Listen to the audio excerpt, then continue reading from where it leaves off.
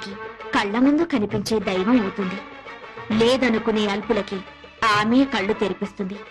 నైవేద్యాన్ని ఆ అమ్మనే పిలిచి తినిపించాడు ఓ చిన్న పూజారి. ఓం శ్రీ కనకదుర్గా దేవి దత్తాత్రేయ, నేను ట్రస్టీ గారితో మాట్లాడొస్తాను. త్వరగా నైవేద్యం పెట్టేసి మేయర్ గారింటికి ప్రసాదం పట్టుకెళ్ళాలి. నేను వేద పాఠశాలకు వెళ్ళాలి, తొందరగా రండి. అవన్నీ తర్వాత, అమ్మవారికి నైవేద్యం పెట్టాకే వెళ్ళు. నేను ట్రస్టీ గారితో ప్లేట్ల కలెక్షన్ గురించి మాట్లాడి వెంటనే వచ్చేస్తాను. ఎక్కువ మంత్రాలు చదవకుండా త్వరగా కానీ పులిహోర పైన జీడిపప్పు కదలకుండా నైవేద్యం పెట్టు. తినమ్మా తిను.